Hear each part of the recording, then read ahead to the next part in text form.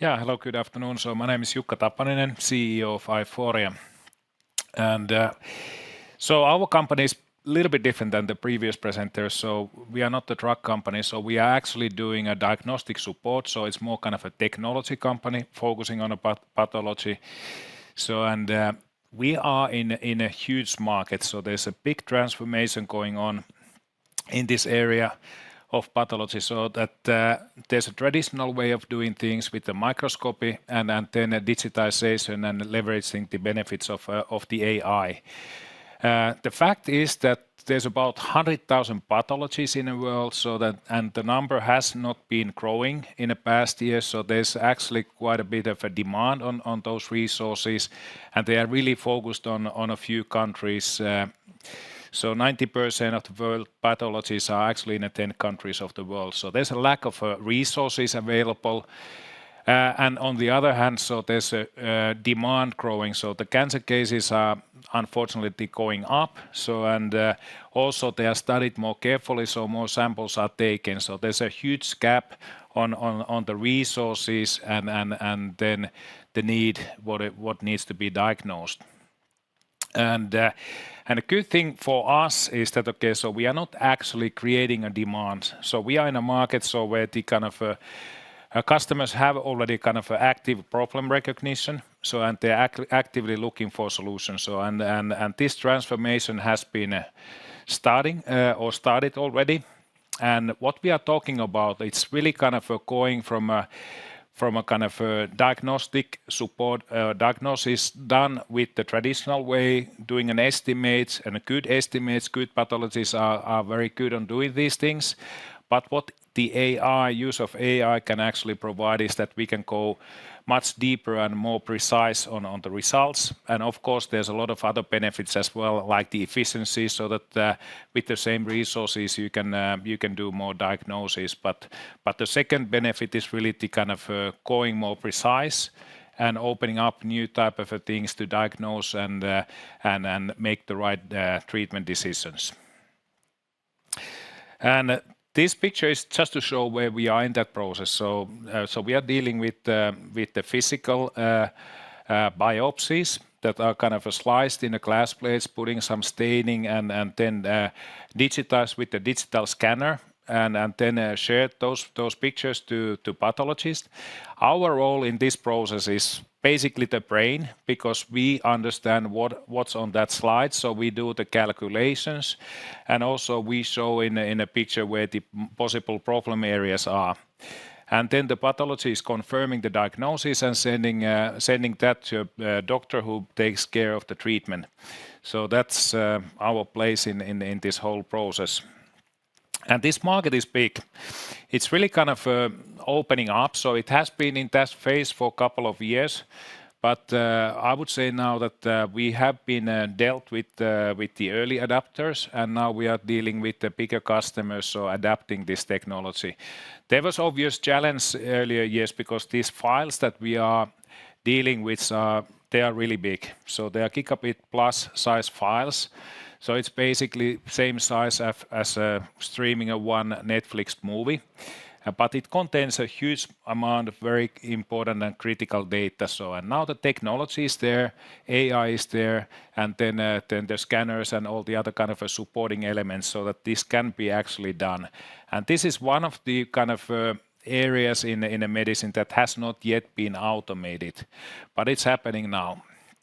And as Gartner is saying, so this is of course the whole AI landscape. So there will be a huge investments going on this area in the next coming years.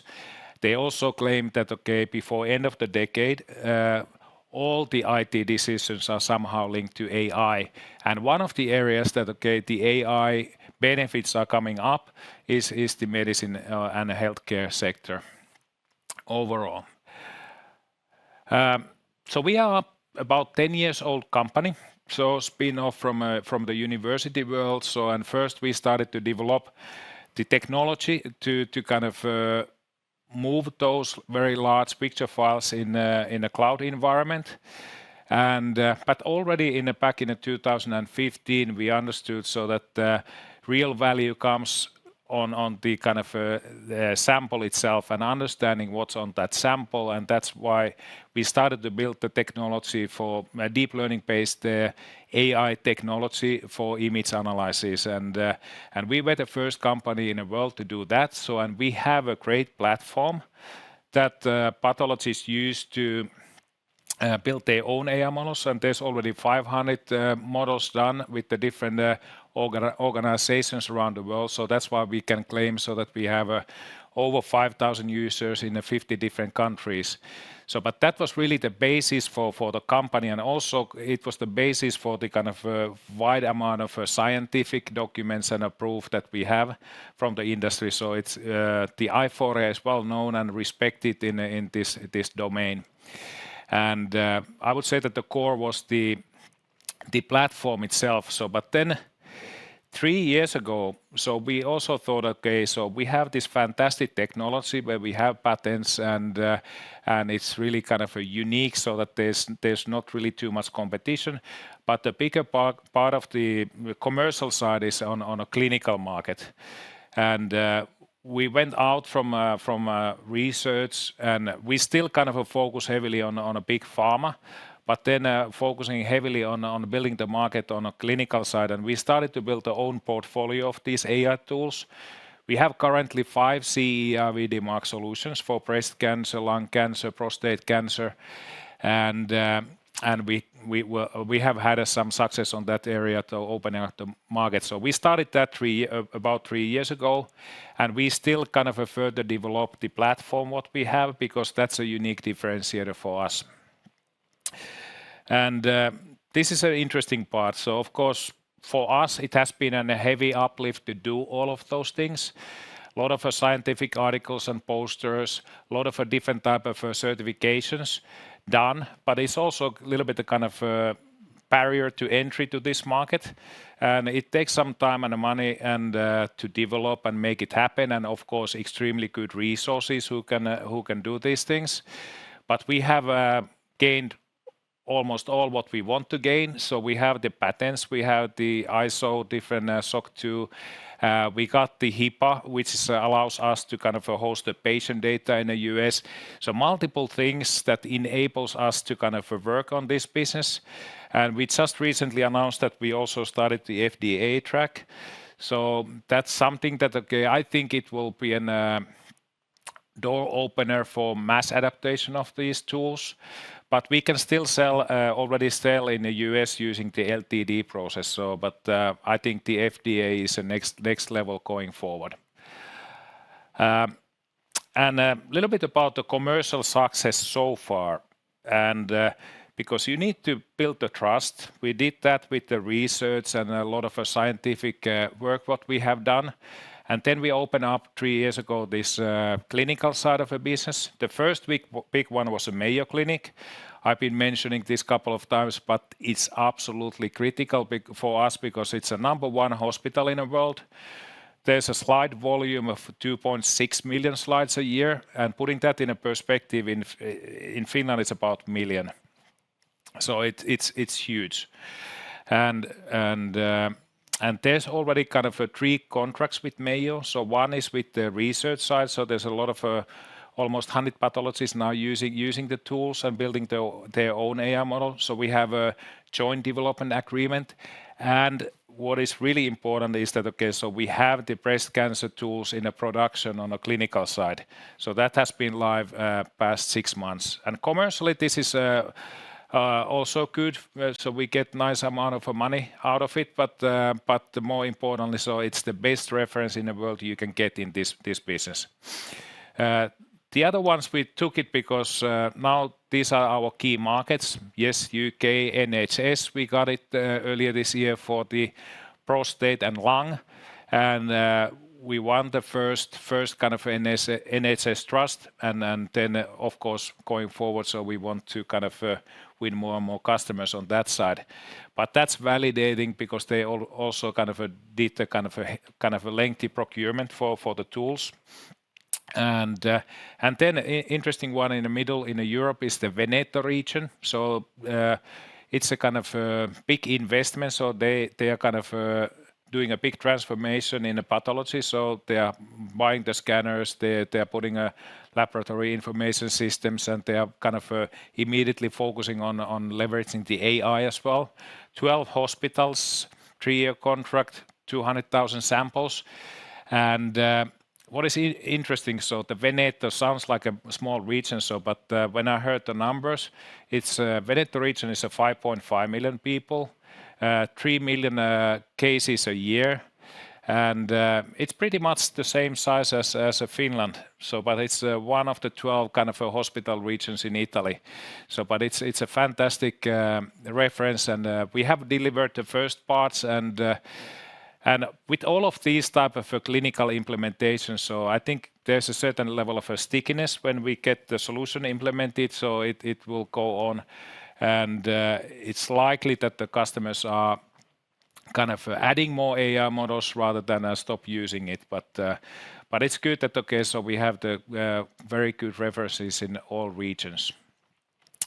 This is just to kind of maybe show a little bit the future and linking back to previous companies as well, that what can be done with the AI in the area of cancer. And this is one of the developments what we have done together with the Mayo Clinic. So they use our AI, collecting 17 data points from the materials, plus then combining that with the patient data and combining that, giving a predictive model that they can predict the outcome of the patient. So and making a decision whether the patient will get the 6-month chemotherapy, 3 months or 0 months. And I think this is where the AI is going in the future. So and this is the first kind of real solution on that front. Well, we have a scalable business model. I think we are actually we are a software company, we are IT company, so we have an image analysis technology.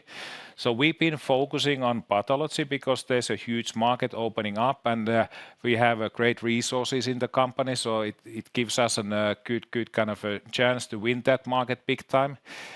CapEx like model, meaning that, okay, so we can scale it up.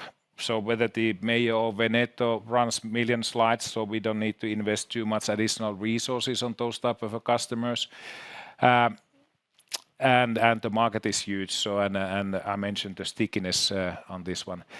I'm not going to go on the numbers. You all saw it, but so we have a SaaS-based kind of model, meaning that we don't recognize everything immediately.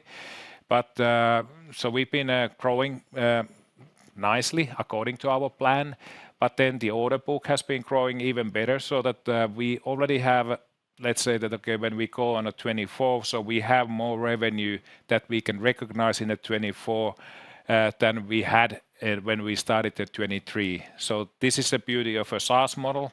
The challenge is that you cannot recognize everything immediately, so it shows kind of a moderate growth. But then on the other hand, so every year, so you have a base that which is growing. So we did the IPO just about 2 years ago. Exactly, it was the first week of December, and we gave out some short-term targets, bringing those CE-IVD mark solutions out. Clinical customers, pharma customers, reaching certain number of customers. We have done all of these. So so you can see 5 out of 6 model. We have actually viewer, which is a CE-IVD mark. So if that counts, so that target is done as well. And so we kind of continue to add more solutions in the near future as well on that side. But all done what we promised. And in the longer term, of course, we keep these targets as is. We are going to actually kind of announce the short-term targets again, because those are now done. So we do that in the next coming weeks or months, latest in January. But that's one thing. So, but the long term is the big thing. So because if we look at the global market, so that's growing fast, and it's large. So and there's a handful of credible players. Let's say the tier 1 players who have the strategy, who have the solutions, who can serve and actually implement the solution that can scale up and run in a clinical side, and also have all the kind of needed connectors to surrounding systems so that it's actually a real solution. There's plenty of companies making algorithms, but there's a long way from algorithm to be actually a software solution that you can run in a critical clinical environment. But the market is big, and we are kind of on a good track achieving that and a good position on that. So the mega trends are definitely supporting us. As I said, so the customers are looking for the solution. Solutions are now there. Technology is available. The big transformation is going on. And of course, our idea is that, okay, so we will be the top player, or at least kind of one of the top players in this industry. So, and next coming year, so far we've been focusing on really kind of developing the core technology, and we continue to do that, being the leader on that side. So, but then we will invest also heavily on commercialization as well, so that we grow. And of course, we should not forget that the key asset what we have in a company is really the resources what we have. So we have a really great technology team who knows everything in and out, from a deep learning AI and a software development. And then we have on the other side the science team who knows very well the kind of area that we are in a pathology, so that they can build those models what we need to build, and also support our customers as well. But maybe this very, very briefly, but the team is strong, not just the management team, but the rest of the team as well. And so we are in a path, even though the numbers are still small, but it seems that the market is really kind of picking up. And we are path on doing those things what we have promised. So as I said, so first 2 years short-term targets we did. And we intend to kind of reach the kind of longer term targets as well, what we have here.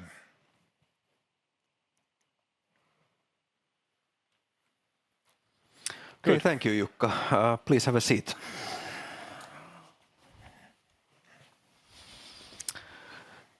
Okay, let's start with the questions. The first one is short and very much on point. What makes Aiforia better than its competitors? Well, one thing is that, okay, so on a science side, so we have done such a kind of a deep dive on a science, and we have proof points, and we go a little bit deeper than a competition, so that if the competition can analyze the slides saying that there's a cancer or no cancer, and you still need to kind of evaluate and diagnose it manually. But we can go deep, so we can do a calculation, so all the kind of tens of thousands different cells and distances and whatever you need to find from that slide. So we go deeper, and we give the data that customers wants to have. The second thing is the platform, so that none of the competition has that, so that we give also the tools that you can build your own AI models, because especially in a bigger hospital, so you have so many different areas that nobody has so far the kind of a portfolio of ready-made AI models. So we have the platform, and we have a flexibility also training the AI models using the customer data. So there's plenty of technology things, and of course we have a good team and good references. Yeah. This year there's been a huge artificial intelligence boom, and it's still ongoing. So has this somehow changed your business fundamentals? Well, I think with the bigger customers at least, so that the top management has been asking our contacts that, okay, they need to think about the AI. So it's not enough that you buy a scanner to digitize the slides, but okay, so at least the top management of the hospitals are generally kind of looking at the AI, how it can help. And everybody now agrees that, okay, AI will be there in some shape or form, and it will be used. So now the big question is just that, okay, when and how the transformation will happen, because so you're moving from an old way of doing things to a new way of doing things, and that always takes a time. But then, as said, so the references always help on this, somebody leading the way and showing how it's done. So you obviously had a big win with Mayo Clinic, but it's taking time to then roll up the service there. So can you describe a little bit about the technological friction or slowdowns when you're ramping this up with Mayo Clinic? Well, let's put it this way, so that every time it's a little bit faster than the first time. So when with the Mayo, it took some time. So we needed to upgrade some security things. They required certain things. We fixed those. Took some time. We implemented on a Google Cloud, like the Mayo, so it's running on a Google. So then there's a Leica scanners, there's a Sectra image management system, and then Aiforia's AI. So that so you implement on that environment. But now we have, since that, so interestingly, so the NHS customer is running on a Microsoft Azure, and now the Italians are running on a AWS. So we have done now the integration with all the kind of main cloud providers. So it's done. Now when we do the next implementation, it's already done, so it's easier. And once we have kind of improved our security things, so those are done as well. So let's say that, so the first one took some time, second one faster, and the third one even faster, so that we are getting in a mode so that we can really implement fast. And as a whole company, you have a long way to build your growth, as you explained in your presentation. So what do you see the major risks for you as a company when scaling up your business? Well, the only challenge what I see now is that, so we can scale up fast on customer acquisition side, so that we have a limited resources. We have a nice team in the US, and also we've been ramping up the European resources, ramping up the partnerships as well, so that we actually be in those customer discussions. If they are popping up all at the same time, so then we need to have more scale on go-to-market as well. How about legal risks? You are kind of connected to patient data and also diagnosis. So do you have responsibilities regarding diagnosis, and how do you handle patient data and other legal risks? Well, we are not taking a responsibility on a diagnosis, so that we are a diagnostic supporting tool. So it means that, so we do the quantitative analysis, build the report, we show it in a picture, but the report has actually a nice functionality. So the pathology always confirms the report and then takes the responsibility as well. And they can change the results if they feel that they are disagreeing with the AI. And there will be an audit trail on all of those things that they've been changing, so that if somebody wants to check afterwards. So, but we don't have a kind of a legal responsibility on the diagnostic decision there, or the kind of treatment decision later on. So but then of course the patient data, and so we comply. So as you noticed, we had a lot of these different security certifications in place, or what's needed in this industry. But also that, so the patient information and the actual sample, they are disconnected, and when it goes to AI, then later on in a LIS system, so they're connected back, so that we are kind of avoiding the legal responsibility on that side. So in terms of cash position, your burn rate at the moment is quite high, and you are aiming to turn profitable quite soon, or cash flow positive quite soon. So how comfortable are you with your cash positions?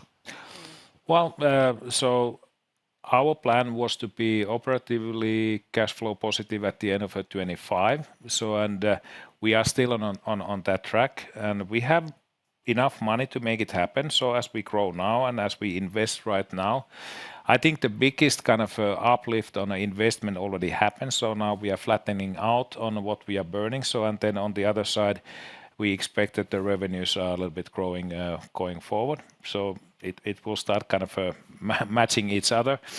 But then of course, so if the market is opening up quickly, so then probably we should have more kind of money to invest. Either we partner or we kind of invest more money on the play to capture to the market opportunity. But if we continue as planned, so then the money is enough. So you're part of a value chain. There's slide scanners and different services. So what are your thoughts on M&As? Are they relevant for Aiforia in the next couple of years? Well, let's say in a general terms, so that in this industry, not just thinking about the Aiforia, but overall, you have the scanners, you have the image management systems, so you have the laboratory information management systems, and then you have the AI. Now the customers are looking for AI, but they need to have all of these other components as well. And it means that in the worst case, so they need to deal with, and then the cloud provider, so then they would need to deal with at least 5 different companies to buy the solution. And that's why everybody wants to partner at this point of a time. So we are talking with all the big players in the industry and partnering already with some of those. But I think eventually it has to be so that somebody package these offerings as a one, and it's easier to sell and easier to buy from a customer perspective. Thank you very much for the interview. Yeah, thank you. Okay, and thank you very much from my behalf for this evening. That's all the presentations. Very nice 3 presentations for today. Please join the Inderes platforms for more analysis and more investor content. Thank you.